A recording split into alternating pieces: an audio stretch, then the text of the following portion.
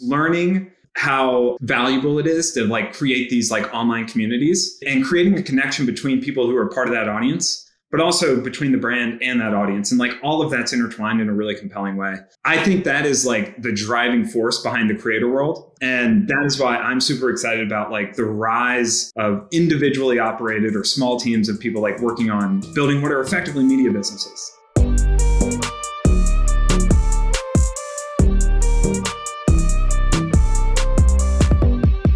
In this episode, I talked to Reid DeRamus, and it's such an interesting world. So he comes from the video streaming world, from Hulu, HBO Max, Crunchyroll, right? And now he's working in the creator space. And so what I think is fascinating is the way that he's taking what he learned from these big streaming products, that are going out to mass consumers that are also a low dollar amount, right? $10 a month, $20, $50 a month.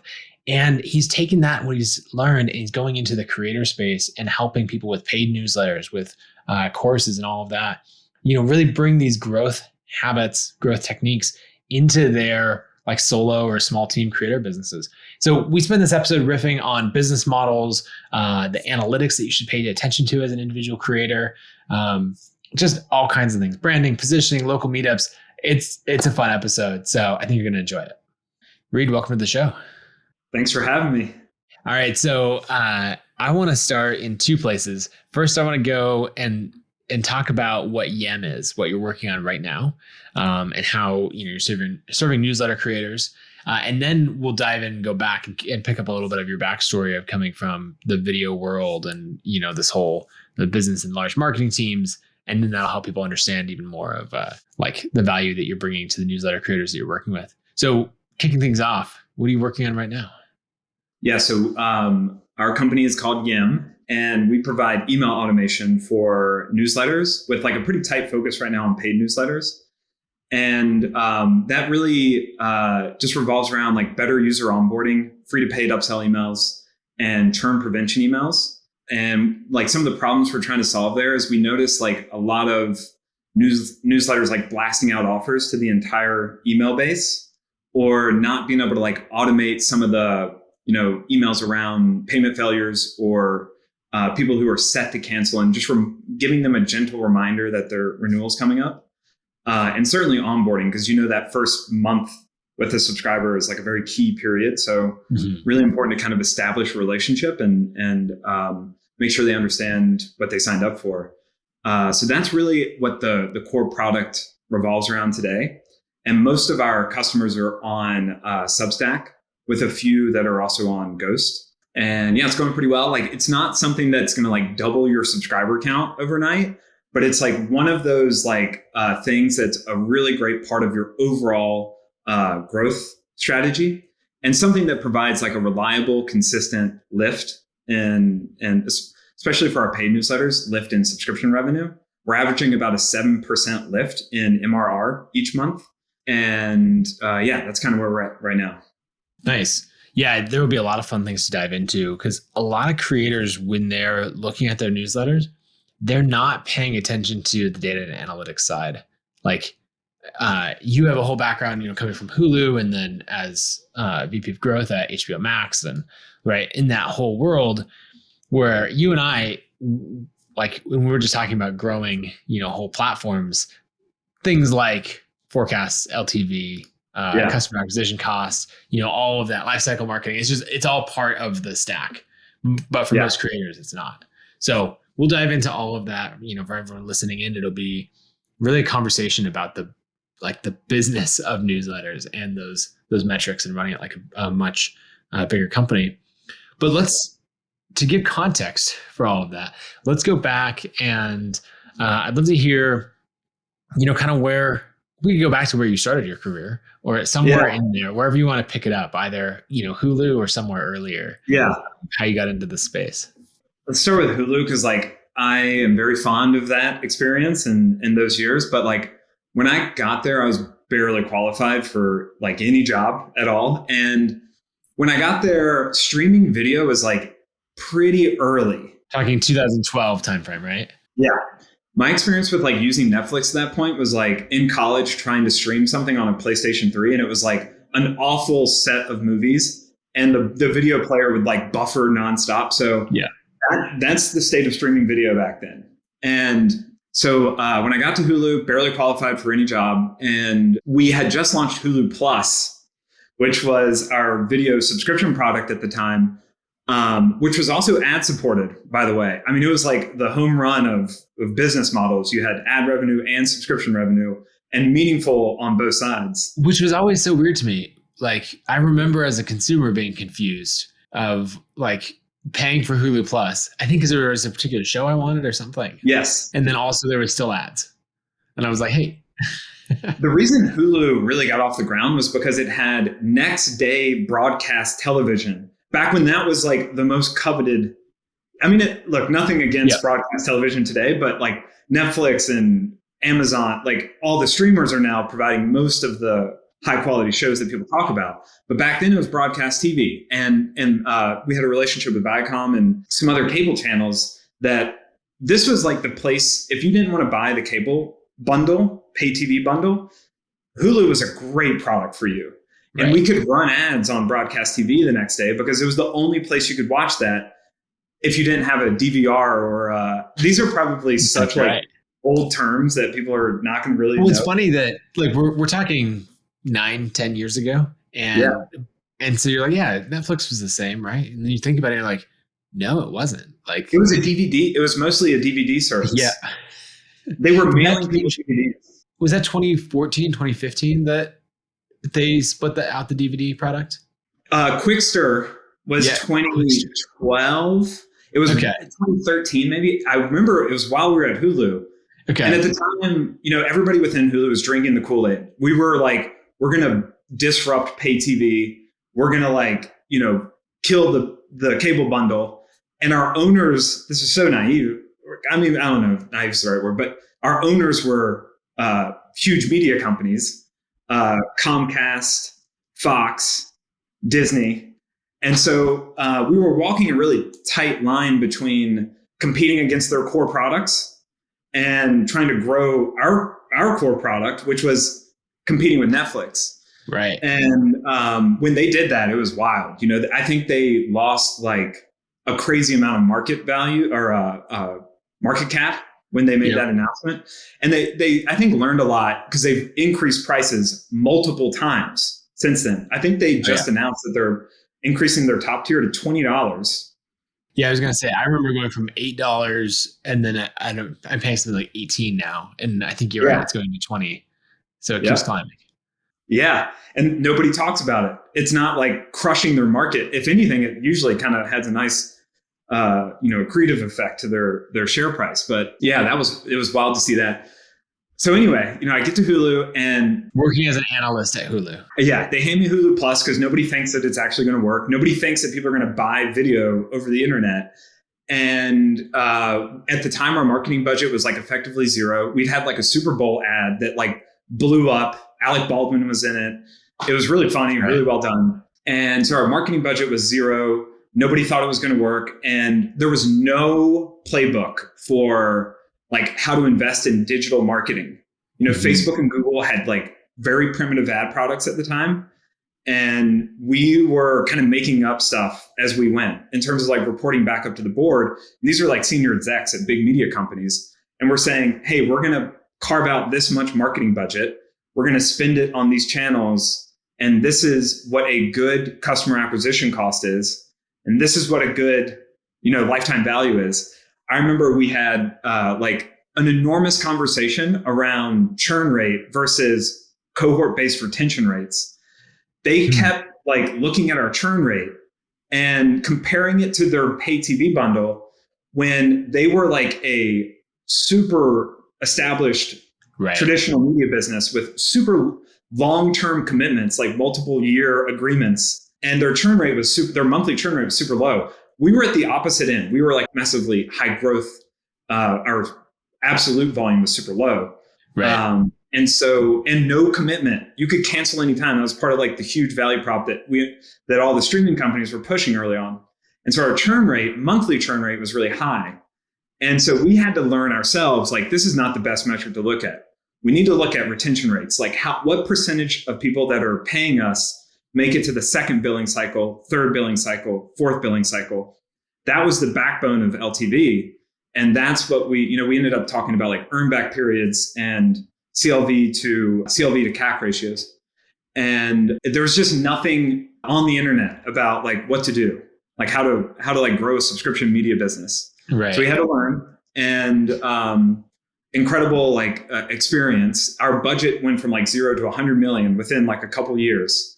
And subscribers went from like roughly a million when we got there to like 5 million by the time we left. And ultimately what happened, this super fascinating story. I hope somebody like writes a book about it, but basically I think we were growing really quickly. And again, we're walking that tightrope between being competitive with the pay TV bundle and trying to like grow. And ultimately, I think the execs started coming in from Disney and Fox and bigger companies, and our leadership team kind of cycled out and went to different places. And you had kind of like I had gotten there late for this like cohort of people at Hulu, but you had people who'd been there for like 5 years since the start of the company who started cycling out. And that's when I ended up going to Crunchyroll. So during this period of like cycling out, the company was up for sale, and Guggenheim made a bid, DirecTV made a bid, and importantly, AT&T and Churn Group made a bid. And the Churn Group is like it's a well-known media investment firm now, but back then it had just kind of started. And through their due diligence, we kind of got to know the team there. And that deal falls through, and that's when like execs from the big media companies start coming in. Mm-hmm. We kept in touch with the Churn Group. A couple months go by, they reach out and say, hey, we acquired we made a majority investment in the fourth biggest streaming service. And I was like, holy shit, like that's amazing. It has to be like something that I'm familiar with. And they couldn't really tell us. They said it's kind of niche. Eventually they announced that they had made a majority investment in Crunchyroll, which is a anime streaming platform. And at the time it was the fourth biggest behind Amazon, Netflix, and Hulu. But not like if you're not in that world, it doesn't have the same name recognition to any extent that the others do. It was a really fascinating experience going from like a broad market product like Hulu to a very niche, passionate group. Like, so I get to what ended up happening, a group of us from Hulu ended up going and working at Crunchyroll and kind of building out the growth function there. And that included like business, like finance and that kind of stuff, but also analytics, marketing and distribution, and a little bit of product because there wasn't any product team at the time. The company was, maybe 35 people, and it was split between like community and brand. So people who really cared about Crunchyroll and really were huge anime fans. And then the other half were like engineers. And those were also huge anime fans. So we get there on the first day, we're eating lunch, getting to know people. And they're like, hey, what's your favorite anime show? And we were like, I've never really seen any anime. And that was like whoa, how'd you get a job here? Yeah. So huge learning curve. And we tried to apply everything that we did at Hulu to Crunchyroll. We quickly realized that you can't do that. Like there's things that are different about like a small, passionate niche community and a big general like media company. Mm-hmm. So that was like a big theme of being at Crunchyroll, just learning like how valuable it is to like create these like online communities and creating a connection between people who are part of that audience, but also between the brand and that audience. And like all of that's intertwined in a really compelling way. I think that is like the driving force behind the creator world. Yep. And that is why I'm super excited about like the rise of individually operated or small teams of people like working on building what are effectively media businesses. Yeah. There's a lot to dive into there. Maybe before we dive into the creator side of it, what was the path from Crunchyroll? There was an acquisition there and then going into HBO Max. So that was a bit of an internal move. AT&T went on like a pretty big media buying spree. Yep. They bought DirecTV and then they bought Warner Media, which was an enormous company, $90 billion deal, I think. And when they did that, they also bought out Otter Media, which was like the investment vehicle that they set up with the Churn group. And, you know, they had Full Screen in there, and they also had Crunchyroll, Hello Sunshine, which is like a production company, and a few other like assets. So we end up becoming part of AT&T through that deal. And I was always like a huge fan of HBO. And so I was like really hoping to like start working on anything HBO related after the deal went through. Yeah. But man, I mean, it's like, so the way Warner Media was run in the past was 3 distinct companies and enormous companies: Turner, Warner Brothers, and HBO. And they all do pretty different things and are really good at what they do. And so the deal goes through. I end up getting the opportunity to go join like an early team, basically like a team that was created to work on and launch HBO Max. And I was lucky that Andy Forcell, who is now like the GM of HBO Max, got kind of picked to get this thing launched. Mm-hmm. And so we'd had a relationship with him through, Otter Media. And so I went over there and just like tried to tell them all the stuff that we had learned about our experience and help get HBO Max into market.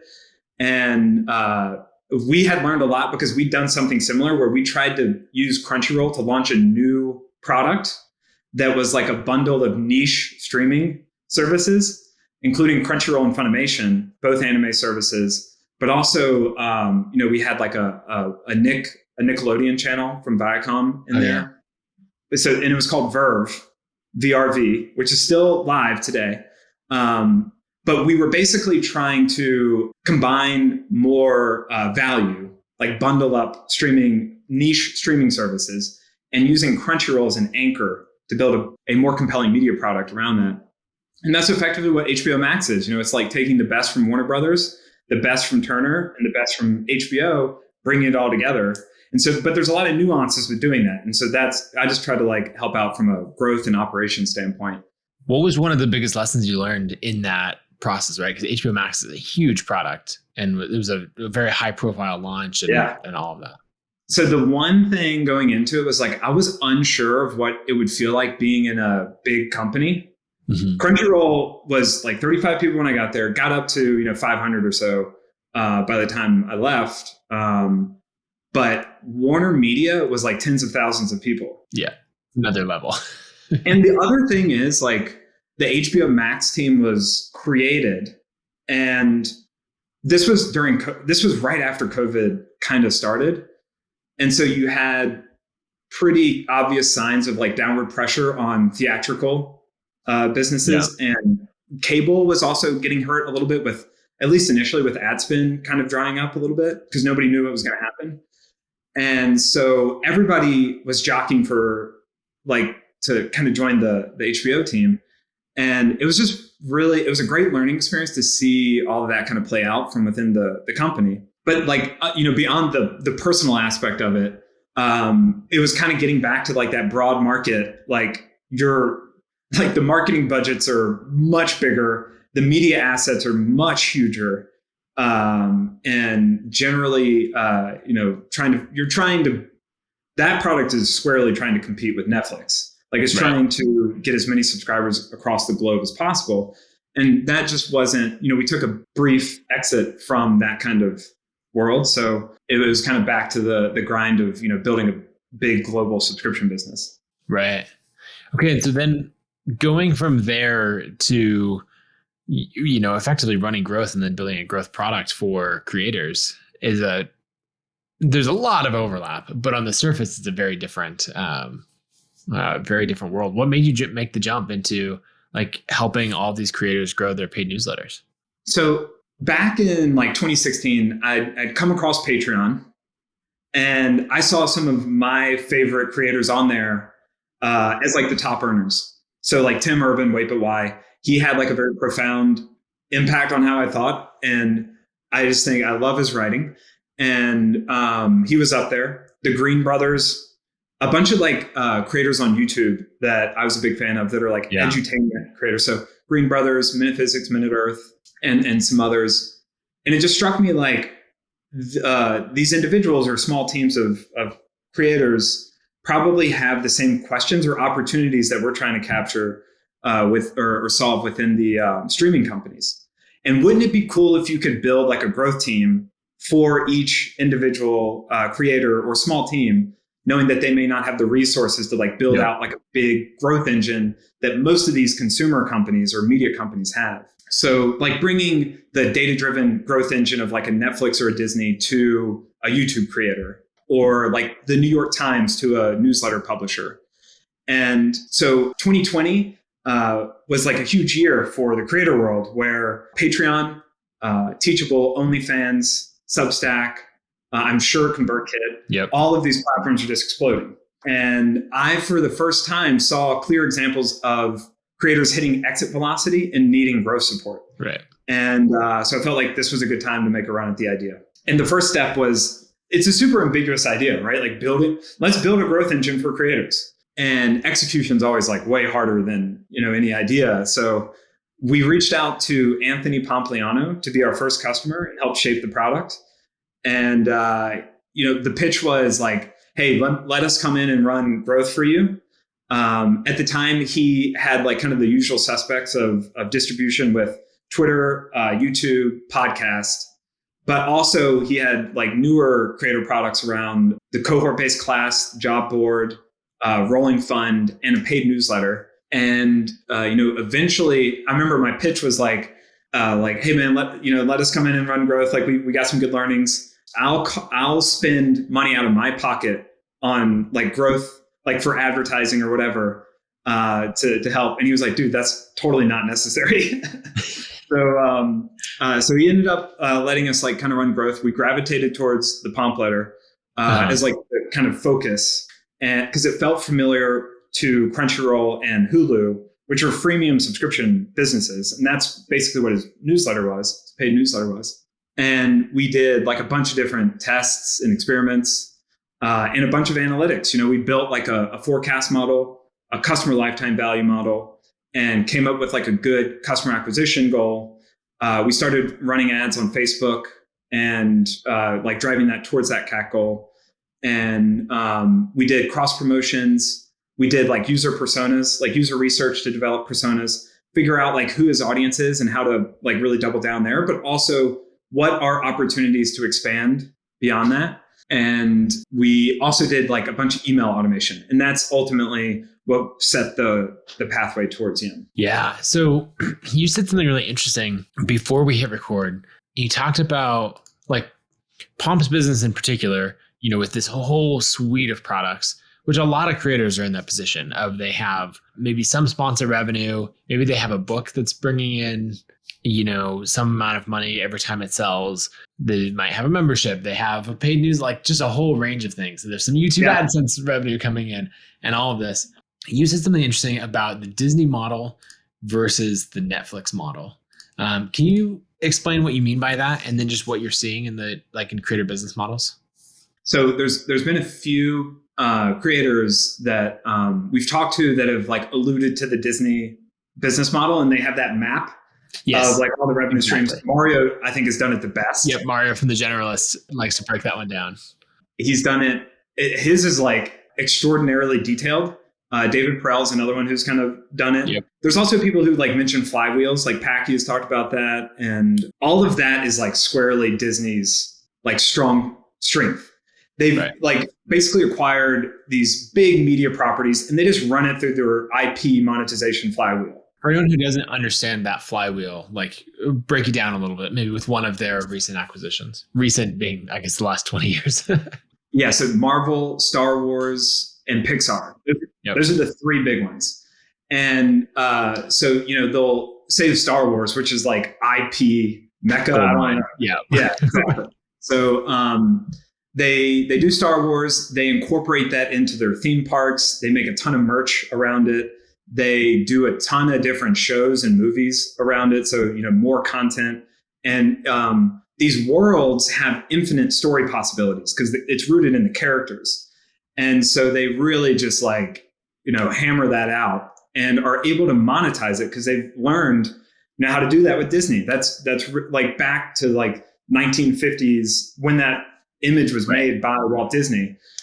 he basically saw like how these like different revenue streams and consumer touch points all kind of fed on each other and were intertwined in a way that like created an incredibly valuable collection of products, and they all help each other.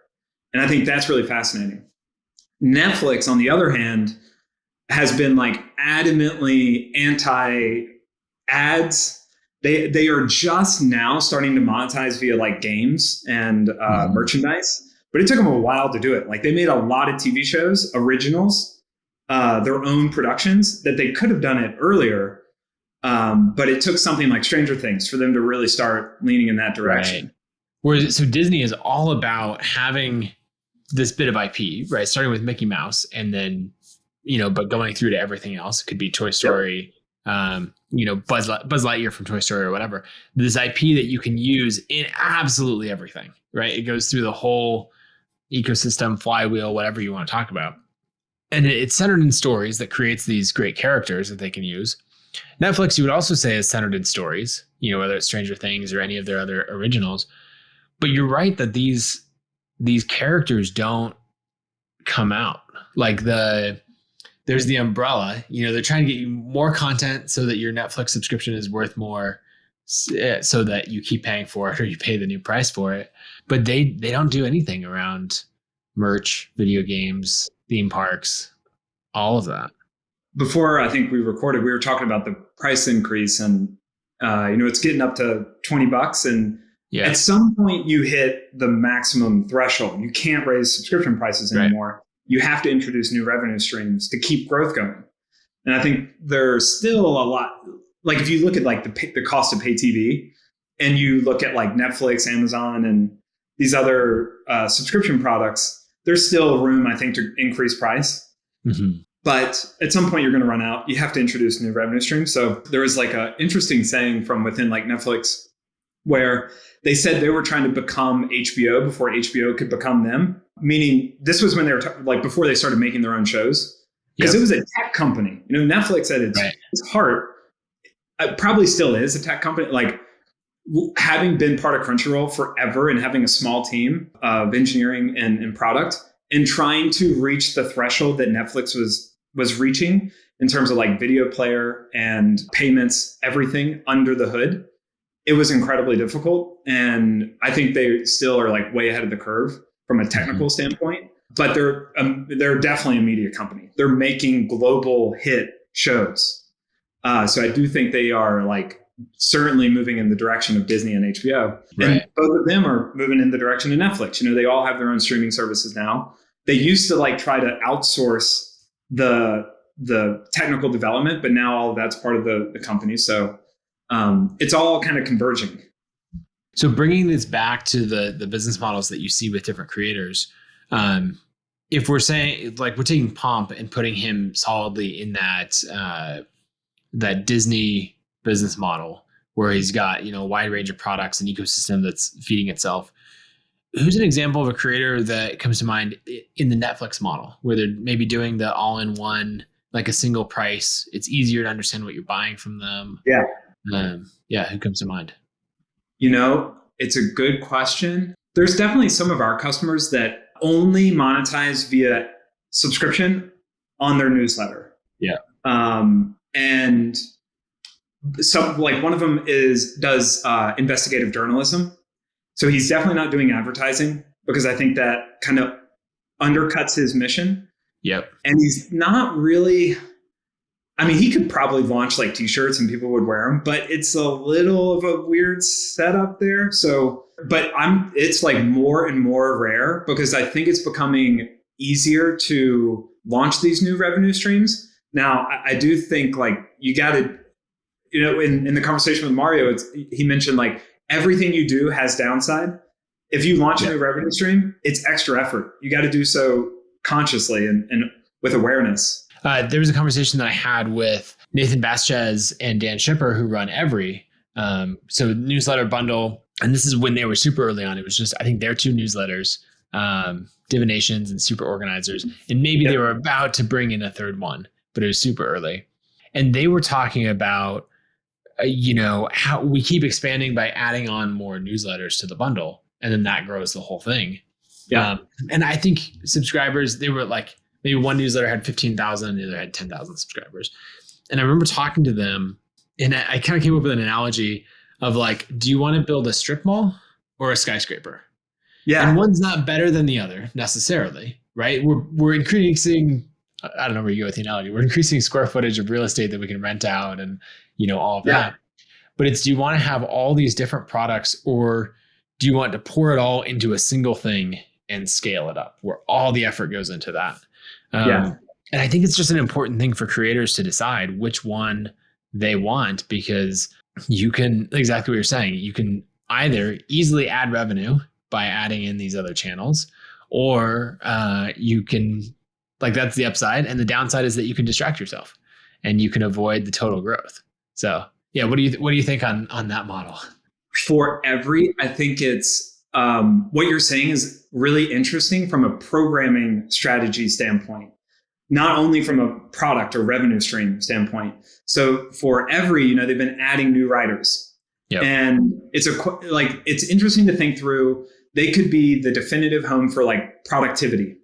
So like what I think that's Dan's newsletter, Super Organizers. Yep. And you can just hire a bunch of people who write about productivity, and it's like literally it's like the best service for that question. Or you could add writers that write about other things, but kind of fit the tone and vibe of the every brand. And that is like more of an audience expansion tactic than it is like really going for like the 100% market share of productivity. So I think as a creator, you probably want to think through, like, am I going to try to be the definitive source on a very specific topic? Or am I going to try to like expand audience and keep it a little, I don't want to say surface level, but less, there's a trade-off, like you can't, if you're not focusing on one specific question, you're not going to be able to cover it in the depth that you could if, you were otherwise.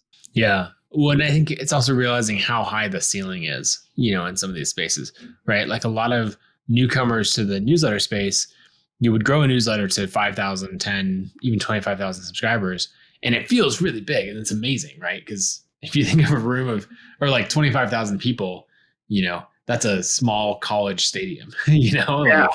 And so that's insane. But then also you look at the big newsletters, the biggest ones out there. So the James Clears and Tim Ferriss's and Gretchen Rubin's of the world and all of those are all million subscriber plus newsletters, and so you realize, like, do I want to expand the footprint, or do I want to stay narrow? And like the ceiling is actually incredibly high. I'd like to ask you a question. So, Tim Ferriss, I've read a bunch of his books.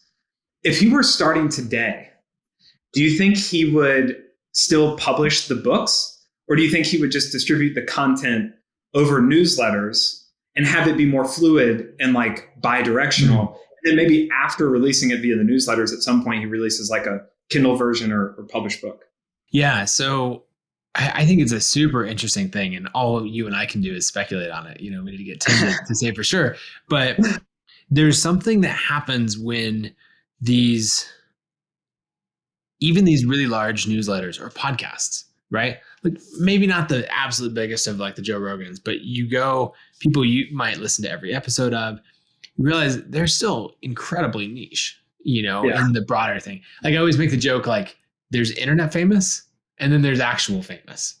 Yeah. Like if you go in the exact right circle, I can be internet famous, but no one's going to ever recognize me. Like I've had one time I was walking into the Delta Lounge at JFK, and someone was like, Nathan Barry, It turns out they were going to the same conference that I was. We were about to be on the same flight, right? That's internet famous in a specific niche.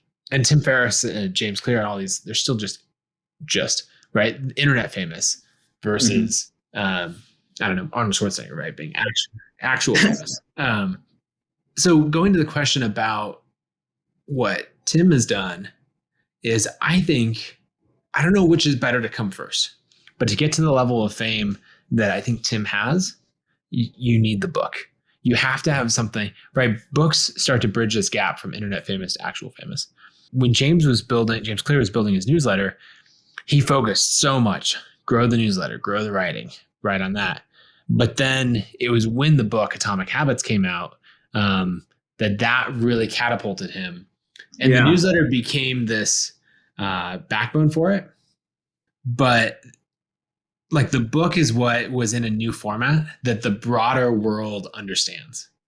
And so, for example, like Atomic Habits last year was the most popular book on Amazon. Like number one, all categories, most popular book sold on Amazon. And a newsletter can't have that reach, at least not yet, right? It's not giftable in the same way.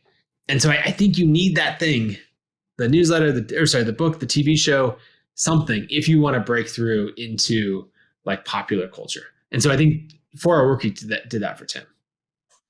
I'm just wondering, like, if 10 years, 20 years in the future, like if things are more fluid, and like if somebody who's in high school today, they're growing up with the internet and in a very different way than probably you or I did. Yep. If they even read books, and I know this is like a multi-century, people are like, books are done, but I don't know. Yeah. Because we work with some people who are publishing a book or have already published a book, and they're trying to figure out the dynamic between the two.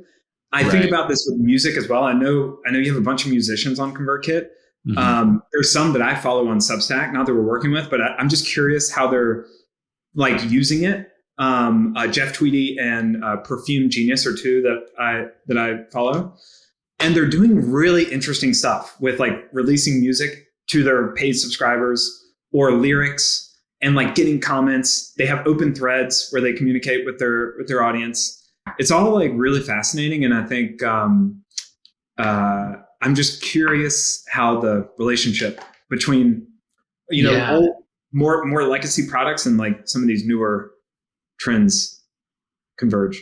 I have two thoughts on that. One, legacy products come full circle, right? Because we're on a show talking about newsletters. We spend all our time on newsletters, and to be clear, newsletters are at some point again will be, I don't know, a legacy product. Yes. Right. The amount of time that people spent saying email is dead, as email has just grown like crazy. Like I love that graph that someone has where it's just like email's growth over time.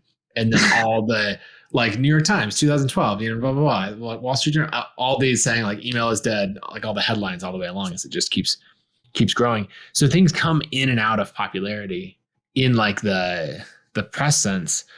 What I think is interesting about what you're saying about the artists is what things they're doing, like what is there to expand the fan base and what's there to go deeper with the fan base, right? And so this is actually a problem that I'm curious for your take on, because paid newsletters often have it. Paid newsletters are all about monetizing and going deeper with the fan base.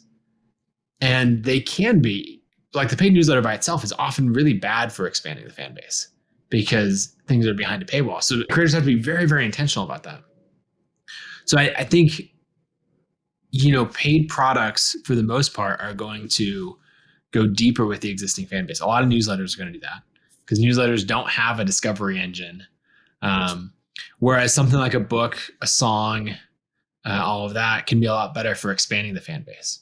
Yes. Right. For example, if I'm trying to go on, I don't know, we pick a TV show, Good Morning America, something like that. Right. I want to go on there. They're going to be like, tech founder has a newsletter and like, no. But, if it's like, oh, new book coming out, James Clear, whoever, right? They have a new book coming out and or like I come out with a book, The Future of the Creator Economy and all of this. It's now in a format that they understand. And they're like, oh, we have authors on our show. Yeah. Right? We don't have newsletter creators on. At some point we will, right? But like the book puts it into a format that they expect and understand. And so then they're like, oh, great. He slots into the predefined thing. Yeah. So I think it's about knowing if something is for connecting deeper with the audience or expanding the audience. And then how can you package your material in a way that whatever your group you're trying to break into expects it in that format. Yeah. I don't know. What do you think? I just speculated a whole bunch.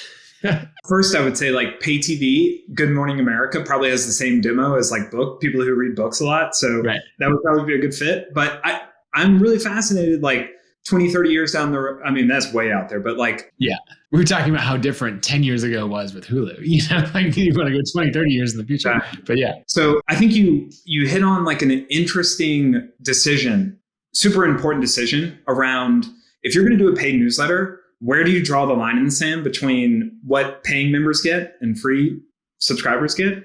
Mm-hmm. I think the number one thing I would say is there's no universal right answer, which is a total cop out. So I'll describe more stuff. But I would also say don't push too much value behind the paywall early. We see people who launch a paywall when they have 100 subscribers, 100 email lists. Building a creator product or becoming a creator is very much like trying to start a company, I think, or start a startup. And in that early phase, don't think about growth or monetization. You are value hacking. You are trying to deliver value to a very specific audience. And you have to get to a point where you've established that. And you can't, you really shouldn't be thinking about, referral programs or what your price of your subscription will be before that. So I think that is one of the things we see very, very common.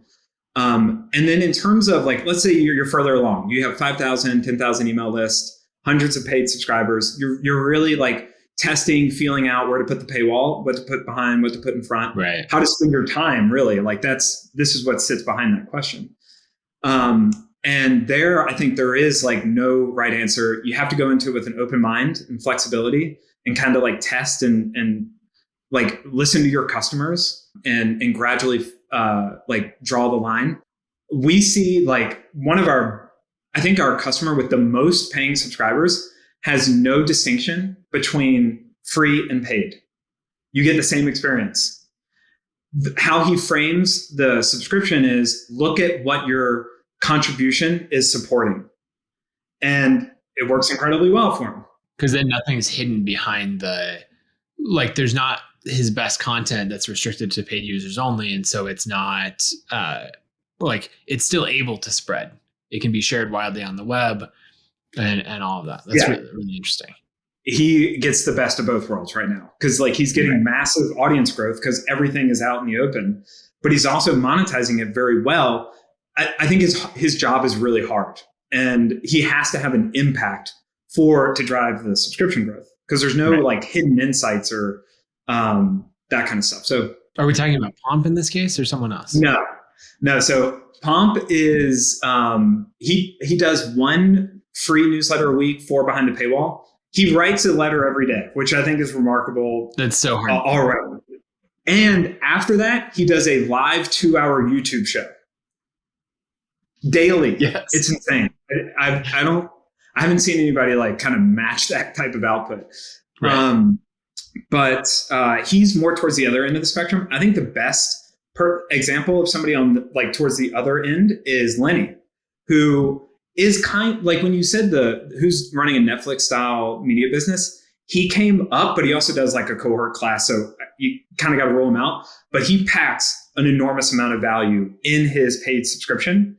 And, he has deals in there. He has a very vibrant Slack community. I'm sure most listeners are probably well aware of it, but that is a big trend that we're seeing. Mario just announced the community, the stuff he's doing with his community. And we're seeing more and more people shift subscription value behind the community aspect of it. And it's really about helping connect people. Think about a conference or some of the value that comes out of networking and stuff like that. But being able to do it within Slack and Discord and these other community channels. And then, of course, Lenny has a bunch of content behind the paywall. He does one free newsletter a month. And I think he does 2 a week paid, with one of those being a summary of all the stuff that's going on within Slack, which is incredibly important because his community has grown to several thousand members. And the ability to find the nugget of insight or the thing that really matters becomes incredibly hard. So he's just packaged that as a big part of his subscription as well. I think he's a really good example of the Netflix model in this. And as you said, right, he has a cohort-based course. He has some other things. So it's not like completely pure of a single product. But for the most part, the subscription is the, revenue driver. Like say it's 80% of 90% of effort, revenue, all of that. And then he's building flywheels within that, right? So the community is a big thing you're getting, but it's not a separate add-on. It's just, this is the price. And then also one of the emails is to drive people back to the community, because the hardest thing when you launch a community is keeping it engaged and active and going. And so having that, closing the loop, and then also, his Thursday email or whatever it is, like he's not having to come up with original content because the community is driving that. So there's a nice flywheel there. So yes, I'll accept, like, I think Lenny works well as the Netflix model. But then you can also add in, a cohort-based course if you want to, as you have. Yes. I was going to say, like, the cohort-based course probably doesn't exist without the newsletter, but not vice versa. The other thing that's kind of interesting about Lenny, and we're seeing this with more of our customers, they're kind of like shifting the learning and development budget from like not so great products towards incredibly valuable content or community. And I think it's a no-brainer. Like, Lenny's subscription is $15 a month. And I remember like all the stuff we were doing on Udemy and like buying books as part of like learning and development. That was probably hundreds of bucks per employee and not great products.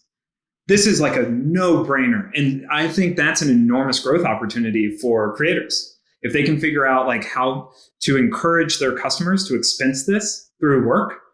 And that works also with, one of the ideas that we talked about with Pomp was like, we should reach out to like Goldman Sachs and say, hey, we'll give you like a group subscription. Because we know like you're trying to get into crypto and figure out what was going on. This was a while back. I'm sure they're, caught up now, but I think there's a lot there with trying to figure out like how to make this like a easier purchase decision for your customers. And if you can bend it towards like professional value, then that's a big budget unlock. Yeah. I'm just thinking about the creators who do that well. There's a line that I used to always say, like, you want to teach a skill that makes money to people who have money, right? So if we're teaching, using Lenny as an example, teaching product management to people who are actively using that in their career and they're working in tech and they're making a good salary, like, we're good, skill that makes money to people who have money. If you're teaching knitting to teenagers, like, not such a good market. It's going to be a little challenging to monetize.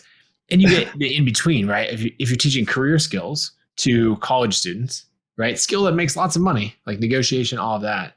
College students, probably not that eager to pay for it. Not a lot, you need to find the parents or the career center. Or whatever. Not a lot of disposable income there either. Yeah, exactly. And so like the skill that makes money to people who have money is really good. And I like the twist that you have on it and get it so they can pay with the company credit card. Yeah. Are there things like any creators that you've seen make that shift where maybe they started teaching, a skill that they wanted to, and then they were able to package it better so it was more appealing to, someone buying with the company card? I haven't seen anybody like shift their programming strategy. I think a lot of people are shifting more value to the community aspect as a way of saying like, hey, we're going to help you connect with people who can help you do your job better. Some other examples of people who I think are in this camp are Just Engage with Technically. I think he writes about stuff that helps people with their jobs. Sarah from Thin Street, I think, is another one. And I could think of some more of, we want to spend time on it, but I haven't really seen anybody say like, oh, you know what, I'm going to like kind of pivot towards a new type of content to. Yeah, I wonder. I'm going to keep my eye out because I'm wondering who's done that over time. Another angle on this that I'm curious, from all the creators that you followed and watching the space, what are some of your favorite monetization methods? Let's say I have 20,000 subscribers on a newsletter. They're pretty engaged. How would you go about advising that creator on paid newsletter, job board, course, rolling fund, sponsors? Like it just goes on and on of what you could what you could do, how would you encourage them to think about monetization?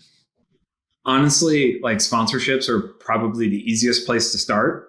Mm-hmm. If you're committed to doing this over a long period of time, I would recommend paid subscriptions, but know that you're establishing a ongoing relationship, and you shouldn't take that lightly. It basically you're signing up to produce the newsletter frequently in perpetuity.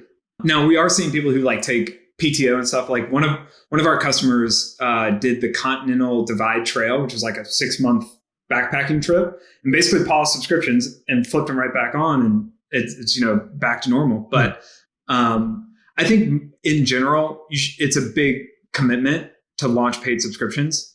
I would not really think about community until you're really ready to take that on. I think that'll take a lot of time. Merch, I would, unless you're like Barstool, if you have like a polarizing media company, merch could be good, but otherwise I would kind of steer clear. I think events, if we can get back to like in-person stuff, are really special. One thing that I absolutely loved about Wait But Why is he did this Wait But High event, global event, which were like local meetups. So I think what he did, this was a while back, so I'm not sure if I'm going to remember correctly. He has some great blog posts on it. He like sent out a survey to his audience, which are spread across the world, like virtually every country. And he said like he asked questions to get to know the audience better. And then he organized local meetups. And I'm not sure if it was Tim. It might have been somebody else, because I think it was an enormous amount of work. Organized local meetups across the world, and mostly like urban areas. That to me is like really special. When you cross the chasm between, virtual relationships to in-person relationships, I think that's kind of magical. So I'd love, if we can get past COVID, I would love to see more of that happen. And I'm sure that would present like a lot of, monetization opportunities. I think we're seeing that, with podcasts. I think of Sam Parr and Sean Purry with the My First Million podcast. They're like starting to do some meetups and more community type stuff. And that's big. I know for ConvertKit, it was huge when we did a whole campaign of meetups. And I think we had 20 maybe over the course of a year. Like community led, but like backed and promoted by us. And some were 10 people, some were 50 people, a big range. And then we rolled that into starting our own conference and being able to say, okay, you met people in person. Now there's like the 4 people from Austin who are going to come into the conference, and the 12 people who who already know each other in whatever other city. Actually, Tim Urban is our keynote speaker for our conference this next year. So awesome. Hope, fingers crossed, that it all happens. But, that's great. Yeah. Hopefully you can do it non-virtual. Yes, exactly. I going back to the monetization question, I think it's a good problem to have, because once you have the audience, there's so many opportunities. Like you could, attention is what all the brands want, and so once you have the audience, you have that. But it's really important to find something that maps to the way you want to spend your time. Yeah. Right? Like I've seen a bunch of people start out, a paid newsletter and then get 6-10 weeks into it and go, oh, I don't want a job again. I don't want to like have to send this out every Tuesday at 10 a.m. because I've, got 10,000 people or 5 like who paid for it. But then there's other people. I think of Bern Hobart, who writes the Diff. As best as I can tell from interviewing him and just being a subscriber, like he's just like deep research multiple times a week, easy, done, no problem, And so like for him, it's a great business model, whereas for someone else, it might not be. Can't be a hobby, like it's if you want to do a newsletter as a hobby, it should totally be free, and you might not even want to really monetize it. Right. But yeah, like if you're doing a paid subscription like the Diff, it's full-time commitment. I have a community question that just came to mind.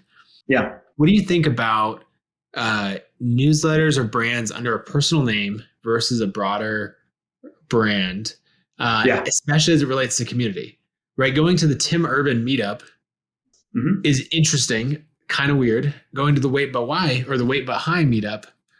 Yep. Totally makes sense. What do you think? How would you advise a creator on that question?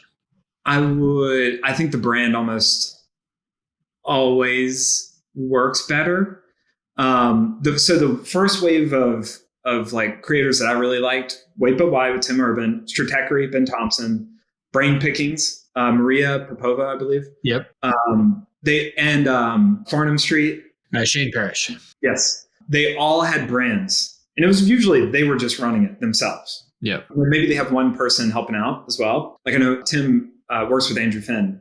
But like the content was mostly being created by one person and they still published it through a brand name.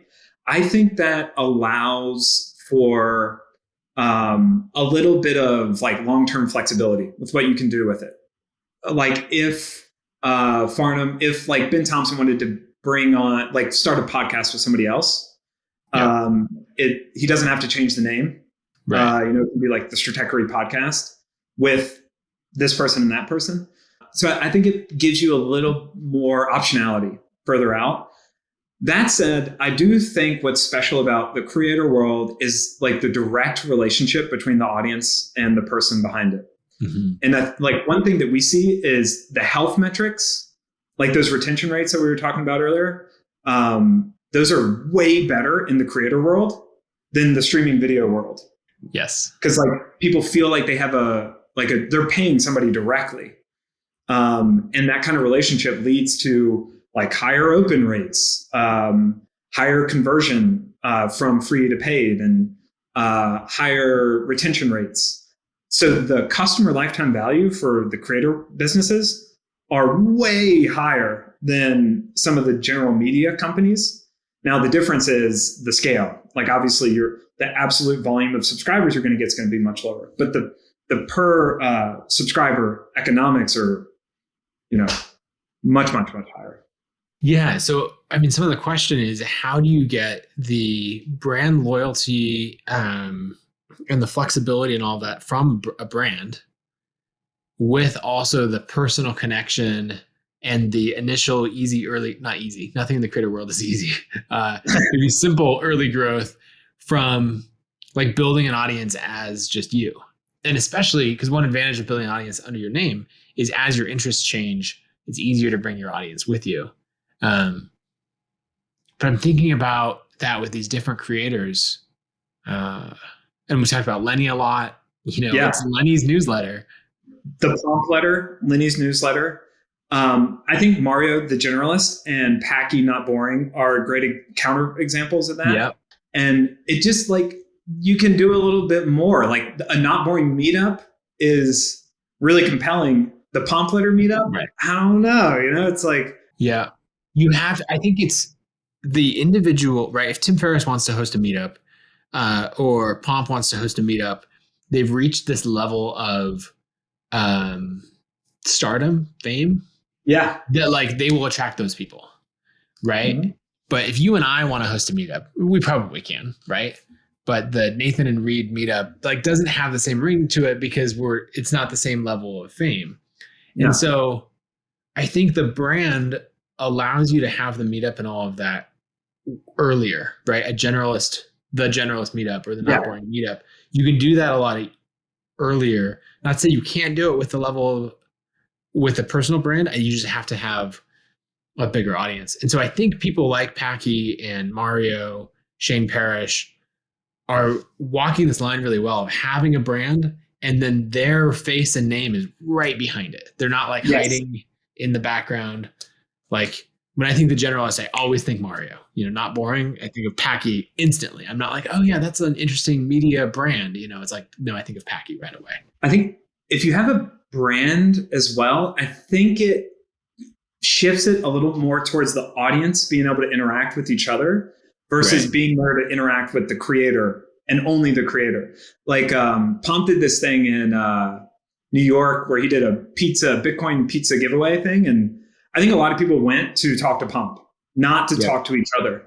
If like Packy did like a Web3 meetup, I think a lot of people would go and definitely want to talk to Packy, but maybe want to also communicate with other people that were there. Right. Yep. I like that. Okay. Another question I've been thinking about, and then I'm realizing we should probably start to wrap up since this is good. We can talk for a long time. As we talk about creator business models, there's an opportunity for confusion, especially as people go into a lot of like a big range of products. You could easily have, not just 3 or 4 products, but we see creators who have 10, 12, 14 distinct products out there.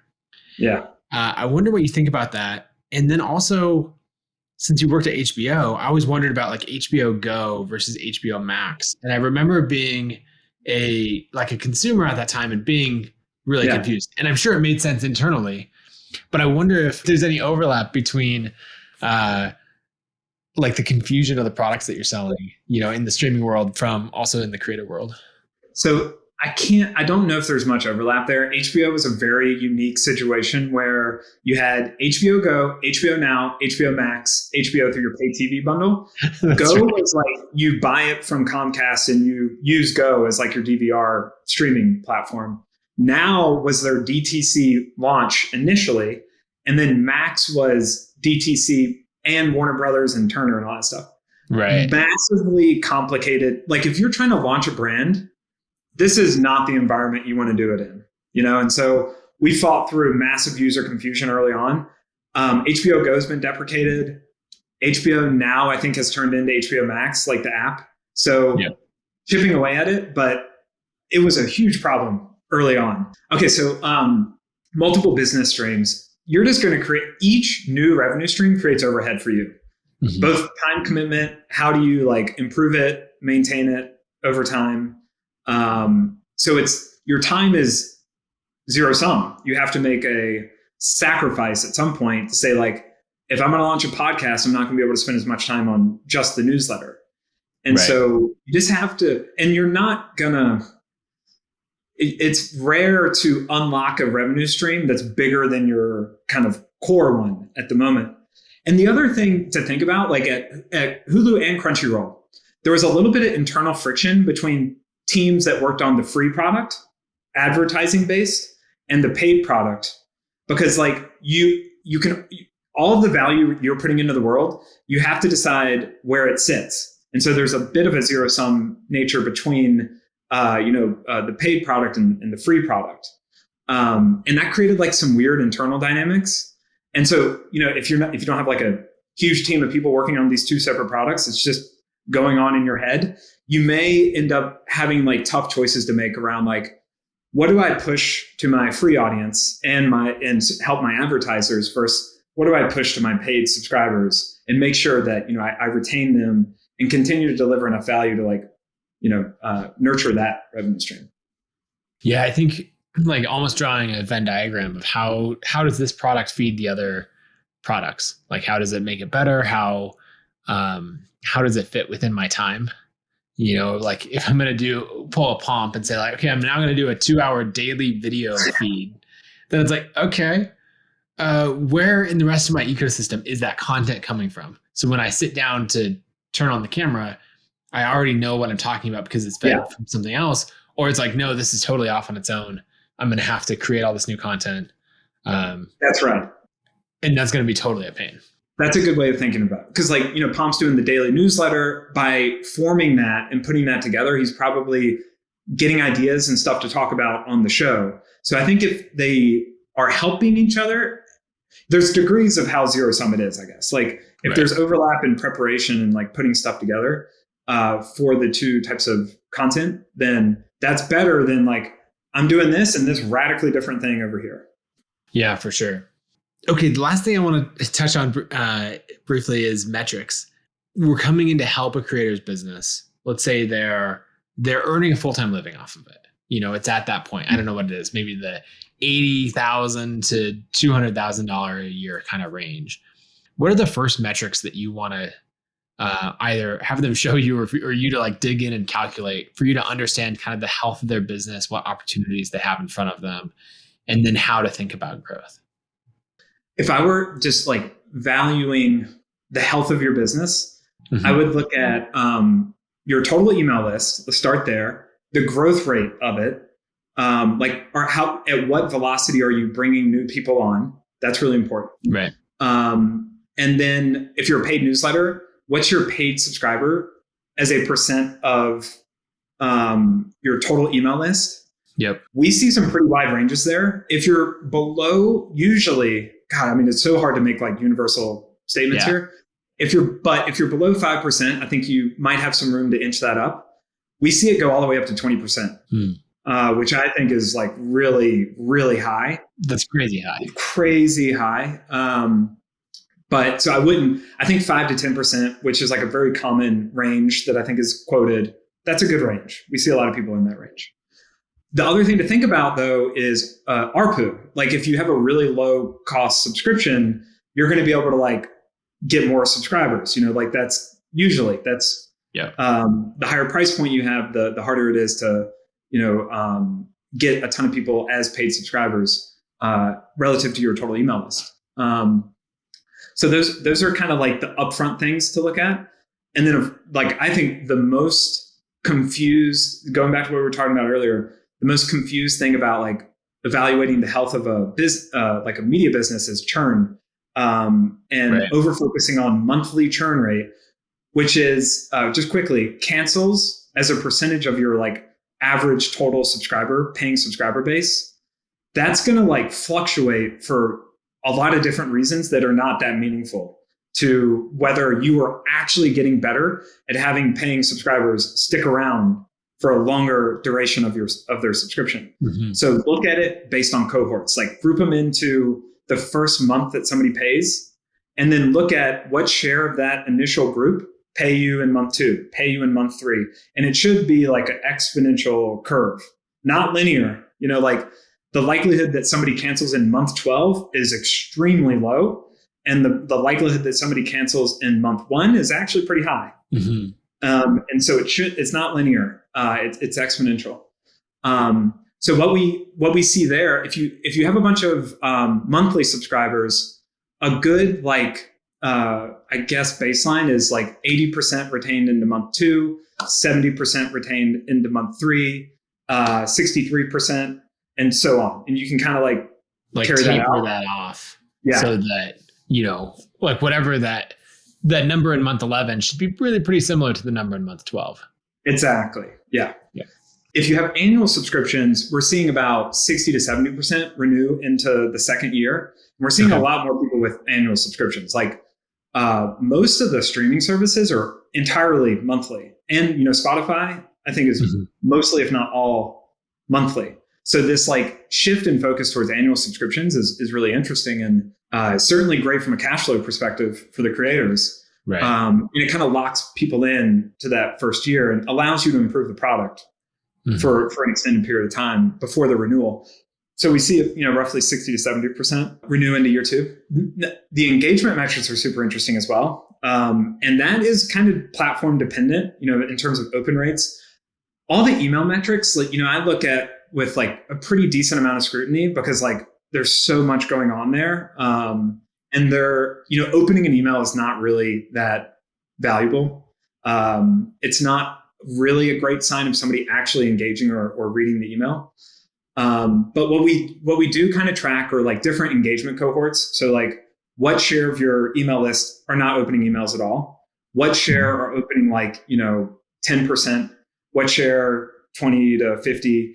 And then the most important thing that we look at is like your 100% open rate club. Who's opening every single email you send? Those are like your evangelists and advocates. And if you have a high share of people opening 100% of your emails, that's a really great sign. Yeah. Yeah, that's good. Identifying those people and then even finding special things to make them feel even more special, giving them more content, giving them early access to something. All of that's really good. Yeah, just one last thing. I think ConvertKit does an amazing job of keeping the email list engaged. And like if somebody goes cold, don't mind removing them, or at least push the option to unsubscribe. Right. I remember I saw James Clear on Twitter where he said my annual email growth went from big number to a little bigger number, a little bigger number, and then a huge year-over-year decline. And people were like, what happened? And he was like, I removed 100,000 people from my email list that weren't opening emails. And I think people were like, oh my God, that's a serious move.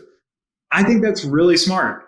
And then I heard you mention, was it Malik, who was like, I'm going to only have 10,000 people as part of my email list, and you have to open it to remain a part of it.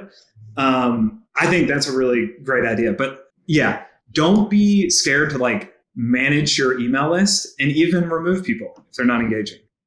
Yeah, I think it's such an important thing. It helps your deliverability. It means that you're only paying attention to your engaged fans, and then if you open rate is getting more challenging as a metric because of Apple's changes and all that. There's all these creators who are talking about my open rate's going up. And I'm like, everyone's open rate is going up. Yeah. Like, we send 1 billion emails a month. Like I can tell you, like it's inching up about 1% per month, And we have an article out on that maybe I'll link to in the show notes. But, really, if you focus on your engaged subscribers, that metric, then it's not painful to cut people out because it's like, look, they weren't an engaged subscriber anyway. So, all right, I should let you get on with your day and running a company. So on that topic, where should people go to find out more about Yem and find out, like read your writing on creator business models and monetization and everything else? Yeah, so joinyem.com is the site, and Yem is YEM. And we have a blog over there or a newsletter. So we're trying to like share insights and stuff, both from like, company building perspective, but also what we're learning with some of the emails that we're sending. So that's a good place to follow us. And then I have a Twitter account. It's @ReidTandy, TANDY. And I'm not great at using Twitter, but I'm trying to figure it out. So if you want to like watch me try to, embarrass myself, you can follow me there. Sounds good. Well, thanks so much for coming on, and I'm excited to follow more of your stuff as well. Thank you for having me. It's been a blast.